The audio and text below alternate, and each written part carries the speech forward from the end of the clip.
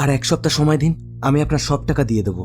তেমন 1 সপ্তাহ করে কয় মাস কাটিয়ে দিলেন তার কোনো হিসাব আছে? শোধ করার মুরদ নেই যখন, তখন বাকিতে মারলেন কেন? আর কোনো সময় দিতে পারবো না, আমার টাকা আজকেই দিতে হবে। সে কি করে দেবেন আমি জানি না। আমরা চলে যাচ্ছি। এখন বিকেল 5টা বাজে, রাত 10টার মধ্যে যেন টাকা পৌঁছে যায়। না, ফোনটা তো ধরছেই না। এই পরিতোষ, কটা কিস্তি বাকি যেন? 5 সপ্তাহ। বাবা, এতগুলো কিস্তি ফেল করে এখন কিস্তি খাওয়ার ভয়ে ফোনটা না ধরলে চলবে? দাদা, সব ফোন টোন করে কোনো লাভ হবে না। আমি বলি কি, ঘরে ছেলে ঢুকিয়ে দাও। অনন্তদাকে ডাকবো? ডাক। না না, আমাদের সমিতিতে সুদ অন্য সব জায়গার থেকে কম। আমরা 9% ইন্টারেস্ট নিই, আর অন্য জায়গায় 12%ও চলছে। আপনি খোঁজ নিলেই জানতে পারবেন। আর আমাদের ডকুমেন্টেশনও কিন্তু খুবই সামান্য। অফিসে আসুন, আশা করছি কোনো সমস্যা হবে না। অনন্তদা, boss is calling to you. পড়ি, তোকে কতবার বলেছি ইংরেজিটা তুই বলবি না, ওটা তোর হয় না। যাকে বল। দাদা ডাকছে। কেন? হানি ডাঙায় হানা দিতে হতে পারে, যাও গিয়ে দেখো। আমাকেই পেয়ে বসেছে নাকি? তা আমি কি জানি, যাও গিয়ে দেখো। চল দেখি কি কেস। আরে আমাদের হানিডাঙ্গার এক কাস্টমার। ও আচ্ছা, কটা ডিউ? 5 সপ্তাহ। বরুণ নন্দী, লোকটার প্রোফাইল তো ভালোই ছিল। প্রথম দিককার কিস্তিগুলো পরপর ভালোই দিচ্ছিল। হঠাৎ করে কি হলো কে জানে। ফোনেও কোনো রেসপন্স পাওয়া যাচ্ছে না। ওই তল্লাটে আমাদের আর কোনো কাস্টমারও নেই যে তাকে দিয়ে একবার খোঁজ নেওয়াবো। সেই জন্যেই আমার শরণাপন্ন হতে হলো। আসলে এই ব্যাপারগুলো তুমি এত ভালো হ্যান্ডেল করতে পারো, তাই তোমাকে ছাড়া আর কারুর কথা ভাবতে পারি না। তুমি একটু দেখো ভাই। আচ্ছা ঠিক আছে, বুঝেছি। তা কবে যেতে হবে? লোকটা ফোন ধরছে না, যদি কোথাও চলে টলে যায় তাহলে তো মুশকিল। তাই টাইম দেওয়া যাবে না অনন্ত। তুমি এক কাজ করো, তুমি বরং আজকেই অফিস ছুটির পর বেরিয়ে পড়ো। আমি বুঝি আমার গার্লফ্রেন্ডের সঙ্গে দেখা করতে যাচ্ছি? তার মানে অফিসের কাজেই তো যাচ্ছি, তাহলে অফিস ছুটির পরে কেন? এমনিতেই শীতের রাত, অফিস ছুটি হয় রাত 8টায়। আচ্ছা আচ্ছা ঠিক আছে, তোমার যখন খুশি তুমি তখন যাও। তবে একা যেও না, কাউকে একটা সাথে নিয়ে যেও। কাকে সাথে নেব? কে যাবে বলুন তো এই ঠান্ডার মধ্যে সেই হানিডাঙ্গা? কাকে পাগলা কুত্তায় কামড়েছে? আহা, এইসব ক্ষেত্রে একা যাওয়ায় রিস্ক আছে। সেবার চাপাতলায় গিয়ে কি কাণ্ড হয়েছিল মনে নেই? শালা পাওনা টাকা তো পাওয়া গেলই না, উল্টে পাড়ার লোকের তাড়া খেয়ে ফিরতে হয়েছিল। তুমি এক কাজ করো, বা পরিতোষকেই বরং নিয়ে যাও।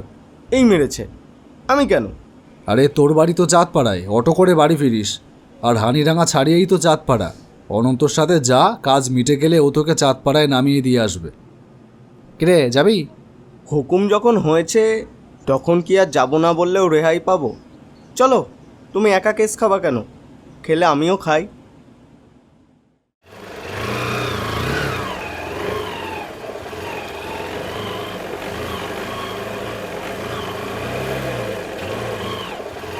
বুঝলি পরিতোষ, নিম্নচাপটা কেটে গিয়ে শীতটা বেশ জাঁকিয়ে পড়েছে। হ্যাঁ, হাড়গোড় কেঁপে কেঁপে উঠছে যেন। আর এখানে তো কম, হানিডাঙ্গার দিকে ঢুকলে বাইক চালাতেই পারবে না। হ্যাঁ, সেরকমই তো মনে হচ্ছে। নাও, এবার শুরু হলো অন্ধকারের রাজত্ব। এখান থেকে হানিডাঙ্গা পার করে চাঁদপাড়ায় গিয়ে উঠলে তবে আলোর দেখা পাওয়া যাবে। এদিকে লোকজন কি করে থাকে কে জানে। রাতের এত অন্ধকার, এদিকে লাইট পোস্ট নেই কেন? সরকার এদিকে লাইট পোস্ট দেয় না? বাচ্চা না কাঁদলে মাও দুধ দেয় না, জানো তো? তার মানে? আরে বাবা, সরকার যা দেবে তার জন্য তো সরকারের কাছে আবেদন করতে হবে, তাই না? তা সেটা কে করবে শুনি? কেন, পঞ্চায়েত প্রধান? আরে দাদা, পঞ্চায়েত প্রধান যদি তা করে তবে তার কত লস জানো? কিসের লস? রাত যত কালো হয়, কালো ব্যবসা তত জমে ওঠে। ও তুমি বুঝবে না।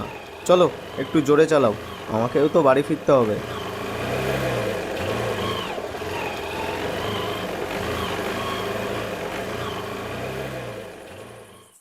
হানিডাঙ্গা তো চলে এলাম, এবার বরুণ নন্দীর বাড়ি কোন দিকে? তা কে জানে, দাঁড়াও ওই দোকানের লোকগুলোকে জিজ্ঞাসা করি। ও কাকা, দূর শালা শুনতে পায় না। আরে ও কাকা, কি হলো? বলছি এইদিকে বরুণ নন্দীর বাড়িটা কোন দিকে বলতে পারবা? সোজা চলে যান, ওই রাস্তাটা যখন দেখবেন ডান দিকে বাঁক নেবে, ওই একদম বাঁকের মুখে বাড়িটা। ওখানে ওই একটাই বাড়ি, চলে যান, চিনতে অসুবিধা হবে না। আচ্ছা, থ্যাংক ইউ।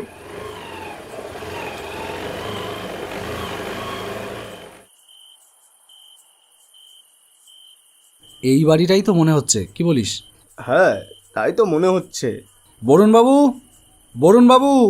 ঘর তো ভেতর থেকে বন্ধ মনে হচ্ছে। বাড়ির ভেতরই তো তাহলে থাকার কথা। বরুণবাবু! না, ঘরে ঘুমোচ্ছে টুমোচ্ছে হয়তো।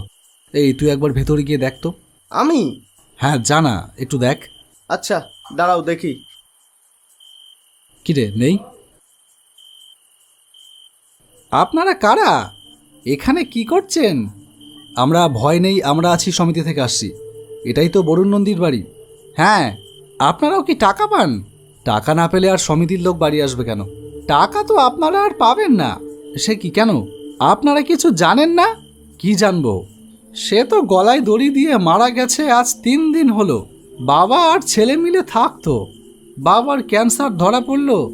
বরুণ কি একটা চাকরি যেন করতো, কিন্তু তার যা মাইনে ছিল তাতে ক্যান্সারের মতন রোগের চিকিৎসা করা ছিল মুশকিল।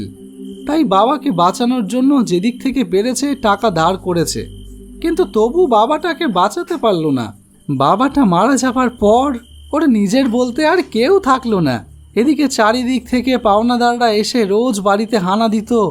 পাওনাদাররা তো তাদের পাওনা আদায় করবেই, বাঁচো মরো তাদের টাকা তো দিতেই হবে। তারা বাড়ির ওপরে এসে যা নয় তাই বলে যেত। ছেলেটা গরিব ছিল বটে, কিন্তু আত্মসম্মান বোধ ছিল। দিনের পর দিন অপমানের জ্বালা তার আর বোধহয় সহ্য হচ্ছিল না, তাই ঝুলে পড়ল। গাছ বলদ না হলে কেউ সুইসাইড করে? একটা চাকরি গেছে তো কি হয়েছে, আর একটা চাকরি কি জোটানো যেত না? সে চেষ্টা কি আর করেনি? কত জায়গায় ঘুরল, কিন্তু কোথায় চাকরি? এই যাকে, আমি চলি।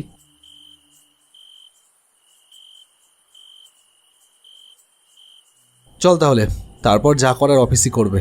কি হলো, চল। হা করে দাঁড়িয়ে থাকলি কেন? তুমি চলে যাও, আমি এখান থেকে একাই চলে যেতে পারবো। কি? না না, তা কি করে হয়? এখান থেকে তুই চাঁদপাড়া যাবি কি করে? সে আমি ব্যবস্থা করে নেব। না না, তা কি করে হয়? আহা, তা হয় না। তুই চল, আমি ছেড়ে দিয়ে আসছি। না, আমার এখানে কিছু কাজ আছে, তুমি যাও।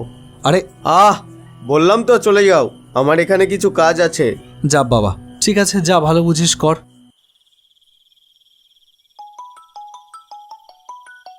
এত রাতে আবার কে ফোন করে? এ কি, শর্মিলা এখন? হ্যালো।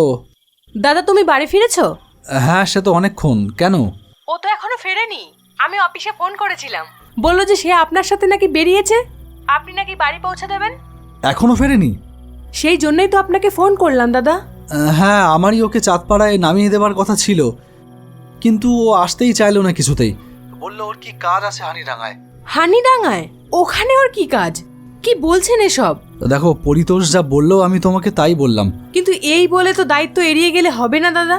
আপনি ওকে সাথে করে নিয়ে গেলেন, বাড়িতে পৌঁছে দেওয়ার কথা ছিল তো আপনারই, অথচ আপনি বাড়ি চলে এলেন আর ওকে কোন হানিডাঙ্গায় একা ফেলে এলেন? এটা কোনো কথা হলো? আমি কিন্তু থানায় যাব বলে দিচ্ছি। না না, ওসব কিছু করতে হবে না। আমি দেখছি, তুমি শান্ত হও, আমি দেখছি কি করা যায়। হ্যাঁ অনন্ত, বলো। আরে কি বলবো, আমাকে পরিতোষের বউ ফোন করেছিল। পরিতোষ এখনো বাড়ি ফেরেনি। জানি, আমাকেও ফোন করেছিল। কি ঘটেছিল বলো তো? হানিডাঙ্গায় বরুণবাবু মারা গেছে, আমি ইনফর্ম করে দিয়েছি, কিন্তু যখন আমরা ওর বাড়ির সামনে গিয়ে পৌঁছাই তখন আমরা সে খবর জানতাম না। বাড়িটার দরজা ভেতর থেকে ভেজানো ছিল। পরিতোষকে ঠেলতেই সেটা খুলে যায়। তারপর পরিতোষ ভেতরে গিয়ে দেখে বরুণবাবু ভেতরে নেই। তারপর পরিতোষ বেরিয়ে আসে, তখন ওখানে একজন লোক আসে, তার মুখেই আমরা বরুণবাবুর সুইসাইডের খবর পাই। তারপরেই হঠাৎ পরিতোষের বিহেভিয়ার কেমন চেঞ্জ হয়ে যায়।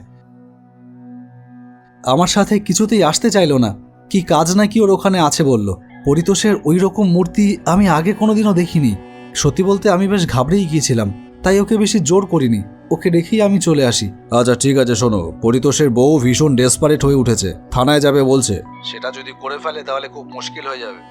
আমাদের বসে থাকলে চলবে না অনন্ত, তুমি রেডি হও, আমি আসছি। হ্যাঁ হ্যাঁ হ্যাঁ, এখন কি করবেন? কি আর করবো, একবার হানিডাঙ্গায় গিয়ে খুঁজতে হবে। আচ্ছা ঠিক আছে, আসুন, আমি রেডি হচ্ছি। এই দাঁড়ান দাঁড়ান দাঁড়ান, পরিতোষের বউ আবার ফোন করছে, কি করব? কি আর করবে, ফোনটা ধরো। হ্যালো দাদা, সরি, আপনাকে যা নয় তাই বলে দিয়েছি। আসলে ভীষণ টেনশনে ছিলাম তো। পরিতোষ ফিরেছে? হ্যাঁ, এইমাত্র ফিরলো। কিছু মনে করবেন না দাদা, রাখছি। হ্যাঁ হ্যাঁ বলছি দাদা, পরিতোষ বাড়ি ফিরেছে, চাপ নেই। যাক, বাঁচলাম। আচ্ছা ঠিক আছে, রাখছি তাহলে, কাল অফিসে এসে বাকি কথা হচ্ছে। এ কি, এত সকালে আবার শর্মিলার ফোন? কি ব্যাপার? হ্যালো দাদা, কি হচ্ছে আমি তো কিছুই বুঝতে পারছি না। কেন, আবার কি হলো? কাল রাতে ও বাড়ি ফিরে আমার সাথে একটাও কথা বলেনি, চুপচাপ ঘরে ঢুকে শুয়ে পড়লো।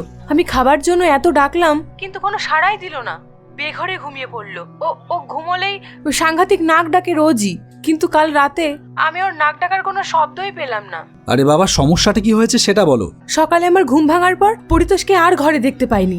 আমি উঠেই চিৎকার চেঁচামেচি শুরু করি, পাড়ার লোক ছুটে আসে, তাদের সব ঘটনা বলি। তারাই খোঁজাখুঁজি করে সেই হানিডাঙ্গার নদীর পাড়ে ওর খোঁজ পায়। নদীর পাড়ে একটা মরা বটগাছ আছে, তার নিচে নাকি ও ঘুমিয়েছিল।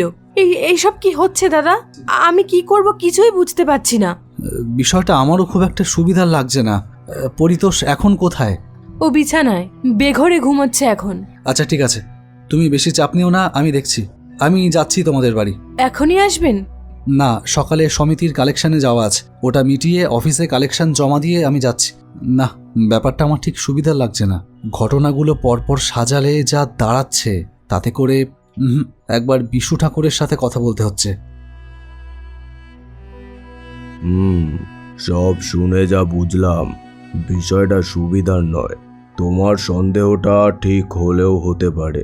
তাহলে আপনি চলুন আমার সাথে, আপনাকে ছাড়া এই সমস্যার সমাধান কারোর পক্ষেই সম্ভব নয়। না না, আমি গেলে হবে না, ওকে এই মন্দিরে আনতে হবে। আমি তো কিছু করি না বাবা, যা করার সব আমার বড় মাই করে। বড় মার ধামে না আসলে আমি কিছুই করতে পারবো না। ঠিক আছে, আমি চেষ্টা করছি এখানেই নিয়ে আসার। আজ রাতেই তাহলে নিয়ে এসো, আমি দেখছি কি করা যায়। এ কি, আমাকে কোথায় নিয়ে এলে? এসব কি হচ্ছে? কে তুই? বল কে তুই? আমি পরিতোষ। মিথ্যে কথা, তুই পরিতোষ না। পরিতোষের শরীর তুই দখল করে আছিস। বল কে তুই? বললাম তো আমি পরিতোষ। ভালোই ভালোই বলবি না তো? এই নে তাহলে। আমি বরুণ, আমি পরিতোষ না, আমাকে ছেড়ে দে। পথে এসো। তুই এই ছেলেটার শরীর কেন ধরে রেখেছিস? জীবনে কোনো সুখই আমি ভোগ করতে পারিনি, শুধু দারিদ্রতা, হতাশা, ব্যর্থতা, দুঃখ, কষ্ট নিয়েই জীবনটা শেষ হয়ে গেল। আমি সুখ চাই, সুখ চাই আমি। শরীরই তো সুখের আধার। তাই মৃত্যুর পর আমার আত্মা যখন মরিয়া হয়ে শরীর খুঁজছিল, তখনই আমার কাছে চলে আসে। তোর মুক্তি হয়নি কেন? আমাকে সম্পূর্ণ দাহ না করেই নদীতে ভাসিয়ে দিয়েছিল।